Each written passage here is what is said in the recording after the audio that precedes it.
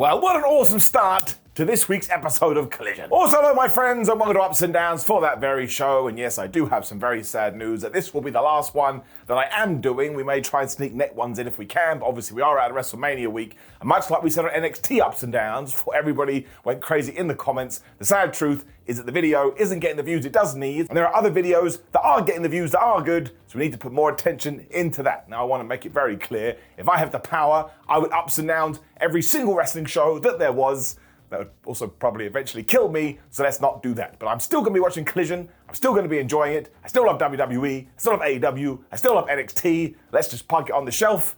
Let's up those downs. But yes, at the start of this week's episode of Collision, Adam Copeland did come out and he was all like, oh, hi, I'm going to do my Cope Open, which is now for the TNT title. And who answered it? None other than flipping Matt Cardona. Now this would have been cool anyway, but Cardona has said time and time again that his dream match was with the former Edge, but any time he hoped it would happen, there'd be something else to happen that would stop it when we got to March 2024, and it's now written in the books. This makes me feel warm and fuzzy in my tum-tum. The crowd was loud the entire evening as well, which made this even better. And just when Matthew was in trouble, he went boop, and he poked Copeland in the eye. He then threw Adam into Simba the Steel Steps as the boos rained down on him. When they got back in the ring, and they booted each other in the face, so we had a double down. I also love the fact that Ian Riccaboni, who was on commentary this evening, was all like, oh hi, the last time we did see Matt Cardona, he was helping out Cody in AEW, because this is what we should do in all promotions. When you reference wrestlers, no matter what company they are in, it just makes it feel like we've got this really cool ecosystem. Adam was then able to hit a flying bulldog from the top rope, which was kind of cool,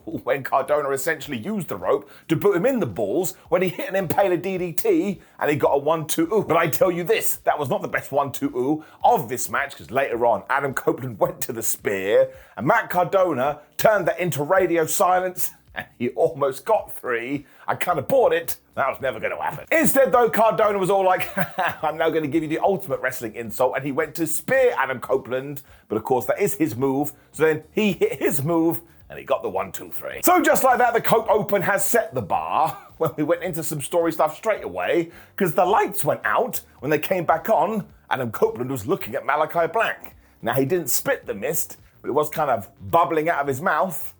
It was a little bit disgusting. Of course, the rest of the House of Black then jumped him, which is when Mark Briscoe tried to make the save. And I was like, Mark, we've gone through this time and time again. It's simple wrestle maths. There's 3 of them, and there's 1 of you. You ain't going to be able to do it, and he wasn't. Eddie Kingston must have been watching on, though, and he had been using his calculator because he ran out there to make the save, which means the House of Black did have to run away. And then, yeah, later on, we had a promo with our baby faces. They just said, well, you know, we kind of like each other, so we're going to take on the Hob at the pay-per-view. I was like, my word, that was fun. The thing is, though, everything here was so damn super fun, especially Matt Cardona being there. It is going to be an up, but I'm going to be a slight negative Nancy. But because these guys are such big stars, and because the pay-per-view isn't for like another 3 weeks, I think we could have allowed this to cook a little more and given us a proper story. Instead, it all happened in about 5 minutes. Now look, it's not a big deal. I'm not even wearing a wheel watch. Can't even speak today, but I'm going to give that a little bit of down. Next in there was then talking to FTR, who were a bit worried about the tag team tournament, because they were like, listen, we're going into this cold. In our last match, we lost to the Blackpool Combat Club. They did. They also have to face the Infantry later, and of course that's a challenge because it's the Cinderella story, and everybody loves an underdog, but ultimately, they will win these championships and become the first ever team to win them 3 times. We cut straight to Tony Schiavone after this too, who's in the ring, he wanted to talk to the Acclaim. Now, they didn't do any kind of rapping because they were super pissed off, because on Rampage, the Bang Bang Gang had gone to Billy Gunn's house and essentially wrecked the place. I was like, what is the deal with home invasions in wrestling right now? They are everywhere, and the damn cops don't care. Now, Danny Ass was so annoyed about this, he even said, hey, Jay White, come Dynamite, we're going to have a match. I was like, hot damn, we are getting into this. When Max Caster took the microphone, he was like, oh, we are talking about that, are we? Well, listen to me, Ass Boys, or the Guns Brothers. How about you stay in the back, and we'll stay in the back, and we will see which better man is the better man. Or better ass, use whatever you want. Anthony Bowens then reiterated that he never trusted these guys, but they shall get their revenge. My favourite thing about this story is that 1, it is moving forward, but 2, Tony Khan must have listened to people going, well, I guess the Bang Bang Scissor Gang is okay, but it doesn't really do what we want it to do, so we have changed tact, and now I bet we can unify all of these 6-man titles, just have 1 trios belts, and everything is going to be better. And I always appreciate that, to the point, it's getting it up. When it was the Infantry versus FTR in the tag team tournament, And like that House of Black match, this was a proper back and forth fest. In fact, Carly Bravo and Sean Dean were so good here, they should be put into the mix properly when it comes to AEW tag teams. And I tell you, there were some near falls here when I did bite. Because a tournament, you never know. Now, it did break down quite early with everybody falling to the outside, but FTR had been here before, because Cash Wheeler and Dax Harwood got back in the ring. They did a flipping superplex. They also caught Carly when he went for a dive, but the captain, Sean Dean, had seen this, so he was like, well, if there is a big pile-up, I'm going to do a dive too. That was like 2024 wrestling. FTR still tried for the spike pile driver, but that's when the Infantry were trying to cross bodies to get the damn win. But Cash Wheeler was watching this from the outside, so he kept getting back in the ring and breaking up the pins. FTR then went for a double suplex, but this is when Dean actually speared Wheeler, when Carly just came in from nowhere with the most devastating move in all of sports entertainment, the surprise roll-up. And I tell you, I bit on that one, and I bit even more when they did it a couple of minutes later. They were going surprise roll-up crazy here, and even though it didn't work, like I say, I was a bit like, oh my gosh, they're going to do it. And then they didn't. The best one did come after the Infantry had thrown FTR together, but seriously, the finish of this was excellent because Cash Wheeler quite literally flipped over his partner. He landed on the floor. Dax was like, whoa, good one, pal. And they hit the Shatter Machine for a mega pop, and they got the 1, 2, 3. That deserves a round of applause. That was great. So FTR do move on to the tournament, but Cash and Dax made sure to embrace them afterwards, the Infantry that is, to make sure they kind of did put them over. This was a very good match. Let's get it up. Then a quick interview with Big Bill and Ricky Starks after this, and don't forget it's the first time we've seen them since they lost their tag team titles. Even then though, they're not going to take Top Flight lightly, which is a bit of a tongue twister when Ricky made it very clear we shall go on to the next round, where we will also defeat FTR before becoming the Tag Team Champions Part 2. When we learned that the opponent that Kyle O'Reilly had selected for Collision was none other than JD Drake. I like that. I think JD Drake is very good. Drake wanted to prove a point instantly too, so he was just chopping Kyle and giving him some smashes when he went to go for the Vader bomb, but he totally missed. That's not good, in case you were wondering. This allowed Kyle to hit all the strikes, and he also swept the leg like he was the Karate Kid when he booted JD Drake in the face. And look, JD kicked out of this. It was a 1-2, but because his arm was like flailing and swaying, Kyle just grabbed it. He locked in the arm bar, and I bet JD was like, man, why did I have to have limbs? And he tapped out. The Undisputed Kingdom went out right after this too, and then once again they did hoist Kyle onto their shoulders. So we've said it once, we'll say it 97 times. You know what's going to happen here. Eventually they will just drop him, and we'll get to Roderick Strong versus Kyle O'Reilly for that international title. And I asked myself this morning, do I need that? And the answer is yes. Let's get it up. I just want to throw in there though, that if Kyle O'Reilly's going to keep doing these matches on Saturday nights, he should probably name his opponent on Wednesday, because not only does that make you go, I want to watch that match, but whoever the person is, it just gives them a little bit more credibility. We then had this video confirming that it is going to be Ospreay versus Powerhouse Hobbs on Dynamite, and yes, I do want to see that match.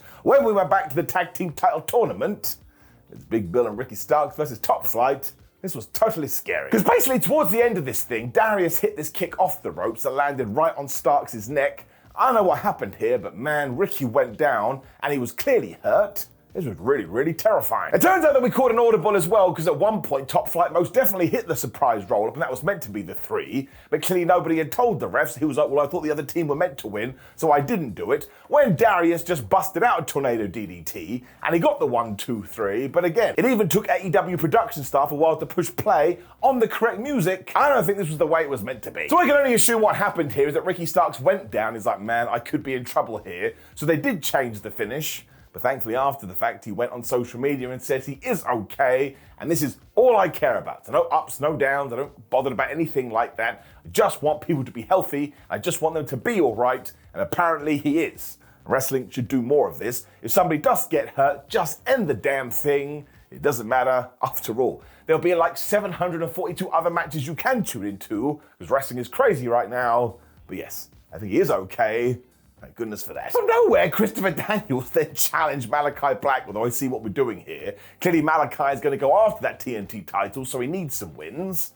When it was time for Thunder Rosa versus Lady Frost. So we were essentially telling the same story here too, because you have to imagine that dynasty. It is going to be Thunder Rosa versus Toni Storm. So what does Thunder need? Wins. So what do? We gave her a W. Rosa had a small flurry to begin with where she was doing well. I don't think she had studied Milady's tapes, because she started doing all those cartwheels again, and she got her head scissors. I could watch it all day. Frost then missed a charge, so Thunder went back to work on her when Lady was doing a bunch of cartwheels again. But this time, Thunder turned it into the most devastating move in all of sports entertainment. Hence why I'm wearing the t-shirt today. It didn't work again. Bad night for that move. Frost was able to reverse a Tijuana bomb into a big kick, but that was unsuccessful as well. When Thunder was like, all right, well, I'll just do the Tijuana bomb again. She got the 3. This was fine and the exact same that it was meant to be, and we had this promo afterwards from Toni Storm. This is actually quite a nice story beat, because she had found out that Mariah May has the same win-loss record as Thunder Rosa, so now on Dynamite it is going to be Mariah May versus Thunder Rosa, and the winner of that will take on Toni. So now Storm is like,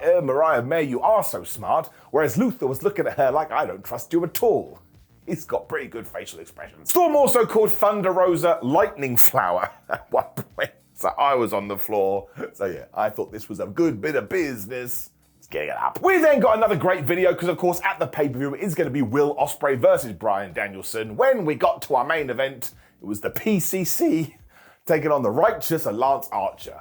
I mean, why not? And look, I know this does tie into last week's show because we had that big angle. But I just think sometimes the main events of Collision do just need a little bit more story. That's it. Just a pinch, just throw it in the pot. So for that very reason, I am going to give it a down. Some things really do come out of nowhere. Throwing that out the window though, this was super duper fun as well, because Lance Archer is underutilized, the Righteous are always good, and seeing Shibata team with the Blackpool Combat Club, well, it was just a laugh riot. I mean, this also started with Shibata and Lance Archer throwing bones at each other. I was just going, we live in a really strange world. We soon switched to Dutch and Claudio Castagnoli so they could do it as well, which meant we ended with Bryan Danielson versus Vincent. This was nice. We had ticked every single box. So now I can sleep quietly at night. Danielson was also able to hit this big dive onto everyone when he realized, oh no, I didn't get Vince, who popped up from nowhere, and he grabbed the American Dragon, and he threw him into Barry Barricade. And then these 3 bad guys whooped Bryan for a long old time. And I was like, well, I guess that's it. How is he ever going to come back from this? His partners are miles away. As it turned out though, that entire time Claudio had just been warming up his hand, and when they were close, him and Bryan did slap. And damn it, it was a hot tag. As always, he went Sagat uppercut crazy too, which I always enjoy. But when he was going to do the big swing on Lance Archer, the Righteous broke it up. While the fans were upset about this, do you know who was more upset? Shibata, because he got back into this. He cleared the deck and he basically said to Claudio, give that man the big swing, which he did do. Have you seen Lance Archer? He is a giant human being. How the flub does Castagnoli do it? The tag klaxon then went off with everybody going, you hit me, I'll hit you, we'll all hit each other. And it actually ended with the Righteous hitting the most devastating move onto Shibata, and they held the tights. But I already told you, this move was not working on this evening.